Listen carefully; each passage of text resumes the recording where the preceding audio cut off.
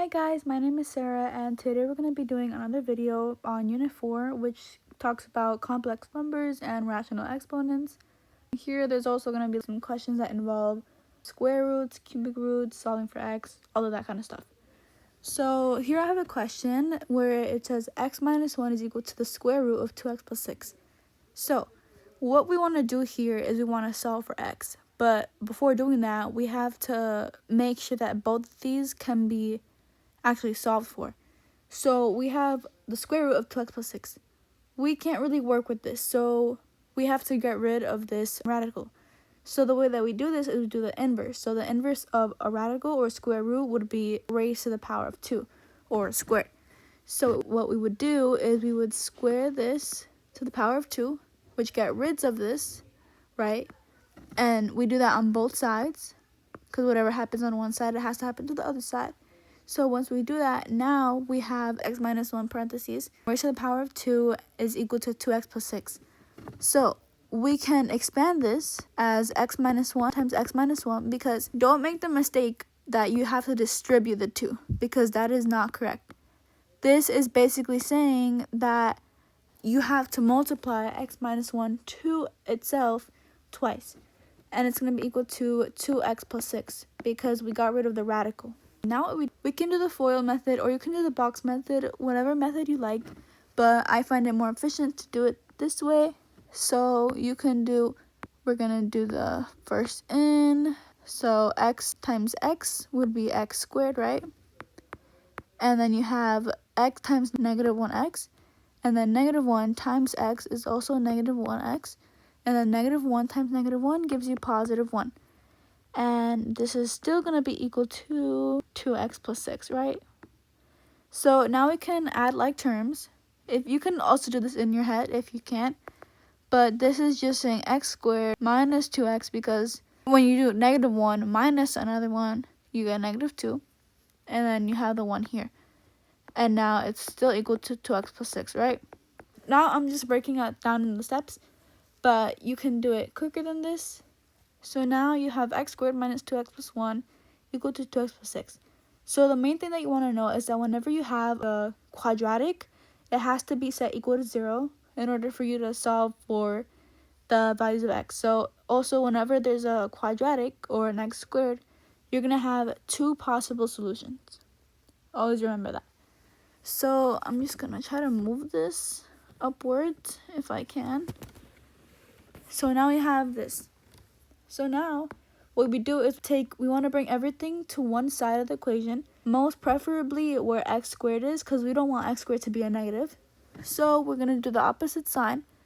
So we're going to do minus 2x and minus 6, and we're just going to do that on both sides. Make sure it's to the like terms. So now we have x squared, so negative 2 minus 2, negative 4x. And then positive 1 minus 6 is going to be negative 5, equal to 0. So now that we have this, now we can do a regular factoring. So if you want, I'll just break it down. So we have the x game. So we're going to multiply times our c term. So x squared times negative 5 is going to give us negative 5x squared. And the factors of this product have to add up to negative 4x. So if we think about the factors of 5 or negative 5, you're only going to get a 1x and a 5x. But we still need to add a negative because obviously two positives can't multiply to a negative. So if we think about it like this, if we have a positive 1x minus a 5x, not only do we get a negative 5x squared if we multiply them, but if you do 1x minus 5x, you get a negative 4x. So you know that it works both ways. So now you can also do the box method to factor it out. So you take this a term, x squared, you put at the top, and you take negative 5 here, the c term you put at the bottom.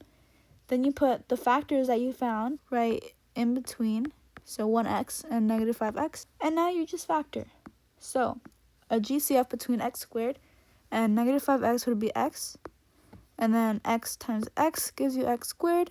x times negative 5 gives you negative 5x, and then 1 times x gives you 1x, and 1 times negative 5 gives you negative 5. So just to show you my vision of what I'm imagining right now when I'm doing the box method, is I think about x times x gives me x squared. X times negative 5 gives me negative 5x. Then 1 times x gives me 1x. And then 1 times negative 5 gives me negative 5. That's what I'm thinking about. So now that I have these solutions right here, x minus 5 and x plus 1, I'm actually going to write them down. So we have x minus 5 and we have x plus 1.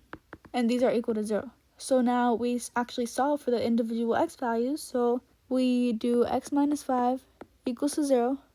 So we solve for x algebraically. So we add 5 on both sides and we get x is equal to 5, right? And then for x plus 1, we again set it equal to 0. Subtract 1 on both sides, and now you have negative 1. So even though right now you see two solutions, there is a chance it won't work as a solution. So now here's when we actually have to plug some values in. So now I'm going to rewrite our original equation, which was x minus 1 is equal to radical 2x plus 6, right? And now we can plug in some values. So let's try 5 first. So if we do 5 minus 1, that gives us 4, right? Now, Now if we do 2 times 5 plus 6, this is the same thing as saying 10 plus 6, which is the same thing as radical 16. And then, which is the same thing as 4, because 16 is a perfect square. And you see, 5 works. So we know that x equals 5 is a potential solution. Now we try x equals negative 1. So again, we're going to plug it in. So if we do negative 1 minus 1, we get negative 2. Negative 2.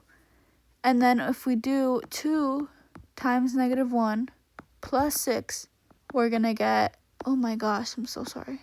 We're going to get negative 2 plus 6, which is the same thing as radical 4, which is the same thing as 2.